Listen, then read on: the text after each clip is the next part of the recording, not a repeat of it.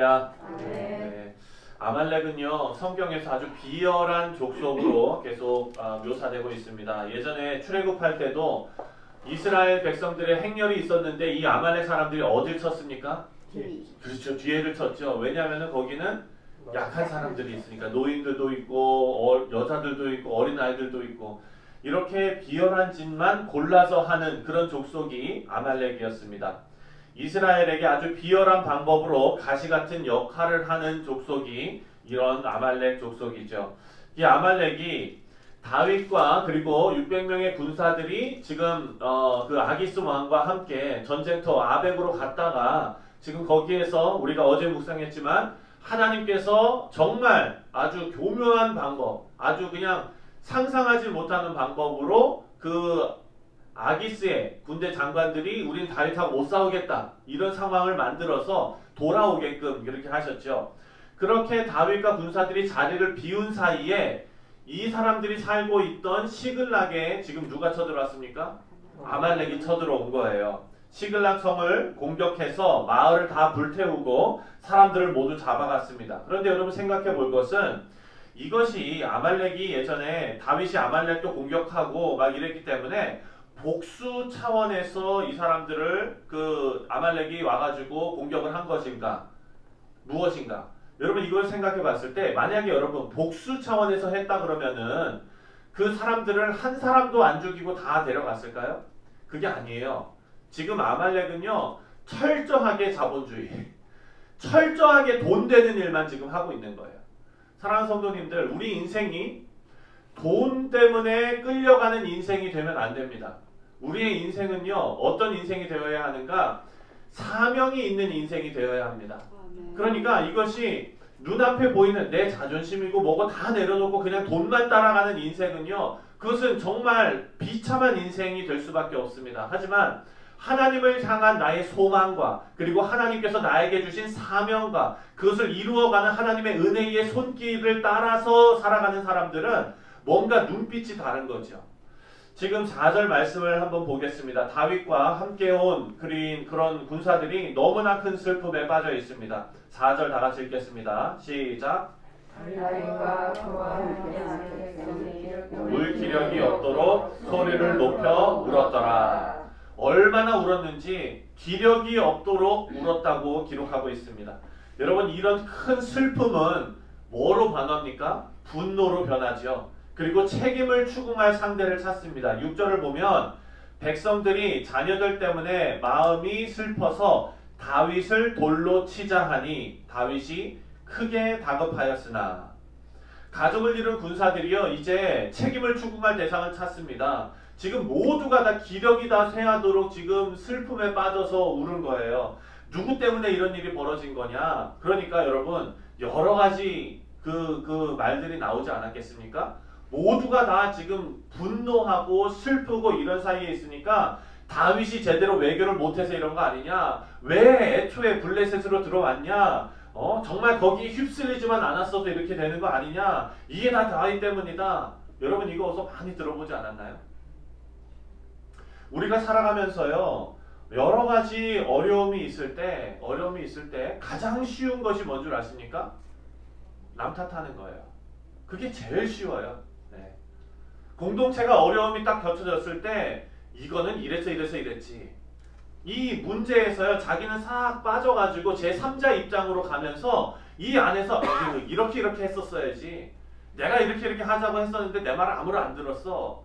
여러분 이것이 제일 쉬운 방법이에요. 네. 그리고 그것은 누구나 할 수 있는 방법입니다. 사랑하는 성도님들, 우리는요 누구나 할 수 있는 것은 굳이 여러분이 안 하셔도 됩니다. 아멘? 아멘. 네.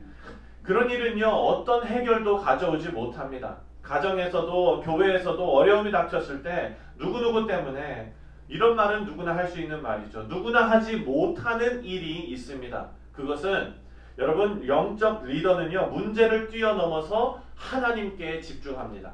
그리고 하나님의 말씀으로 비전을 제시할 줄 압니다. 사랑하는 성도님들, 이런 극한 상황이요 다윗으로 하여금 영적으로 각성하게 만들었습니다. 이런 극한 상황이 예전에 기도하던 다윗의 모습을 불러온 것입니다. 다윗이 하나님 앞에 기도합니다. 그리고 기도의 응답을 받습니다. 하나님으로부터 응답을 받고 나서 자기를 돌로 치려 했던 군사들에게 비전을 제시하죠. 8절 말씀입니다. 다 같이 읽겠습니다. 8절 시작. 다윗이 여호와께 묻자와 이르되 내가 이 군대를 추격하면 따라잡겠나이까 하니 여호와께서 그에게 대답하시되 그를 쫓아가라. 내가 반드시 따라잡고 도로 찾으리라. 아멘. 사랑하는 여러분, 문제에 집중하지 않고 영적으로 각성해서 모든 사람이 문제에 함몰되어서 매몰되어서 서로 그냥 책임 추궁만 하고 있을 때 영적으로 깨어있는 사람들은요, 하나님께 집중하고 하나님 앞에 기도합니다. 하나님께서 어떻게 하셨어요? 비전을 제시해 주시는 거예요. 답을 주시는 거예요. 다윗이 군사들을 모아서 아말렉을 추격하기 시작합니다. 그런데 이상하지 않습니까, 여러분? 지금 다윗을 돌로 쳐 죽이자고 하던 그 상황에서 어떻게 다윗이 나가서 싸우자 이랬더니 그 돌을 다 내려놓고 무기 짚고 다윗을 쫓아가겠어요. 어떻게 이렇게 급한 반전이 이루어질 수가 있었을까요? 방금 전만 해도 다윗을 돌로 쳐서 죽이려고 했던 사람들입니다. 사랑하는 성도님들, 이게 바로 영적 권위입니다. 영적 권위는요, 사람이 노력해서 길러지는 것이 아닙니다. 하나님의 말씀이 함께하는 자에게 하나님께서 주시는 권위입니다. 사랑하는 성도님들, 영적 권위는요, 교회 안에서 목사님들에게만 주어지는 것이 아닙니다. 우리 사랑하는 부모님들, 그리고 우리 교회의 어른 되시는 분들은요, 다 영적 권위가 있어야 합니다. 이런 영적 권위는요, 말로 누르는 것이 영적 권위가 아닙니다. 영적 권위는 다시 한번 말씀드리지만 하나님의 말씀이 함께하는 자에게 하나님께서 주시는 권위입니다. 여러분들이 말씀으로 하루하루를 살아가는 것을 여러분들의 가족들이 보는 거예요. 그리고 그 가운데서 하나님께서 역사하시는 세밀한 그런 역사의 손길을 다들 경험하는 거예요. 그러면서 영적 권위가 생기는 것입니다. 다윗이요, 에봇을 통해서 하나님께 기도하며 하나님의 뜻을 구하고 하나님께서 응답하셔서 확신을 가진 다윗이 영적 권위를 가지고 군사들을 지휘할 수 있었습니다. 여러분, 이 모습에서 다윗과 사울의 이 모습을 극명하게 지금 대조시키고 있습니다. 우리가 지금까지 쭉 다윗의 이야기를 하다가 갑자기 사울 얘기가 지난번에 나왔잖아요. 그렇죠? 사울의 어리석은 장면, 그 무당을 쫓아가가지고 허둥지둥하고 그냥 다리에 그 힘이 다 풀리고 이런 장면이 나오고 이어서 지금 다윗의 장면이 나옵니다. 이 사무엘서를 쓴 저자가요, 지금 의도적으로 이 둘을 비교하고 있는 거예요. 대조시키고 있는 거예요. 다윗은요, 사울이 이렇게 어리석은 짓을 하던 이 사울의 모습과 대조적으로 위기의 순간에 영적 리더십을 발휘합니다. 그리고 다윗의 군대가 단숨에 아말렉을 추격해 갑니다. 그 속도가 진짜 빨랐던 것 같아요. 그랬더니 이 사람들이 막 추격을 해 가서 부솔 시내에 도착했을 때 200명이 지쳐가지고 더 이상 못 갈 정도로 지쳐서 낙오가 됐습니다. 부솔 시내가 어디냐면 유다 남부 지역쯤으로 추정을 하고 있어요. 이들이요, 지금 여러분 생각해 보시면 우리가 지난번에 지도를 보지 않았습니까? 지금 시글락은 이쪽 밑에 있고 아벡은 어디였어요? 저 위쪽이었잖아요. 그러니까 이 사람들은요, 지금 전쟁에 나갔다가 싸우지 않고 그 위에서부터 밑에까지 3일에 거쳐가지고 지금 내려온 상태예요. 사랑하는 성도님들, 행군 해보셨어요? 권사님 행군 해보셨어요? 네? 등산은 해보셨죠? 오래 걸으면은요, 힘들어요. 그런데 지금 이 사람들이 50마일을 걸어 내려온 거예요.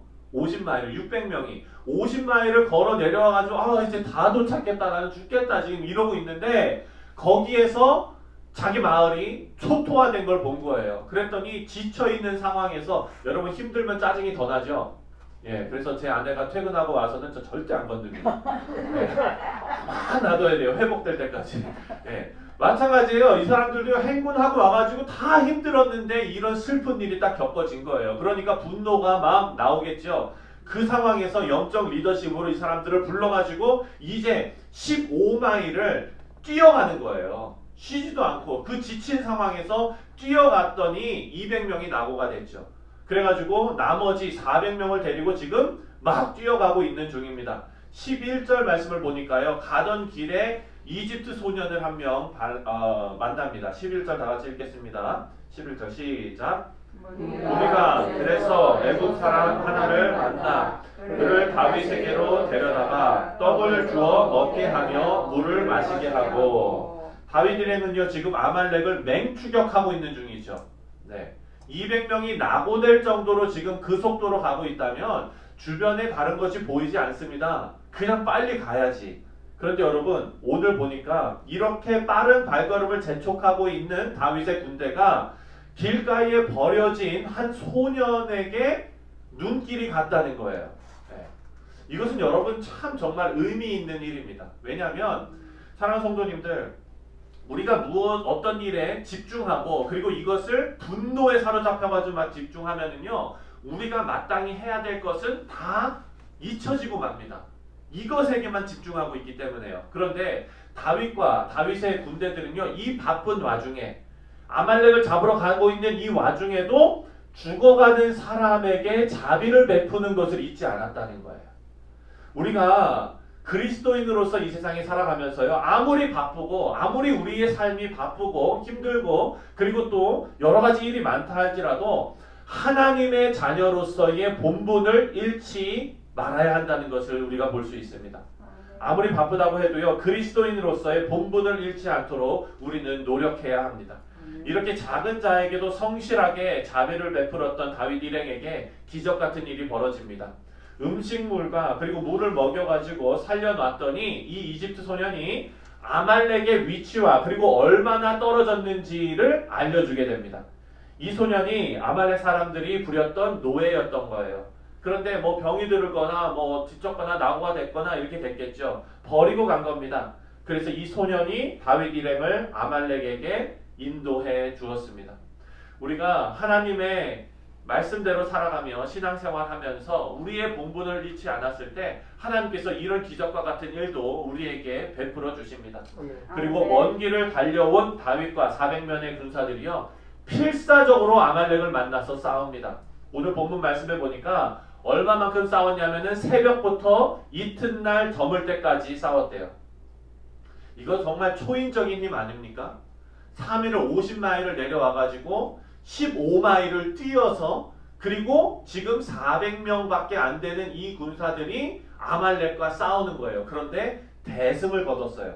새벽부터 이튿날 접을 때니까 최소 36시간을 36시간을 쉬지 않고 싸운 거예요.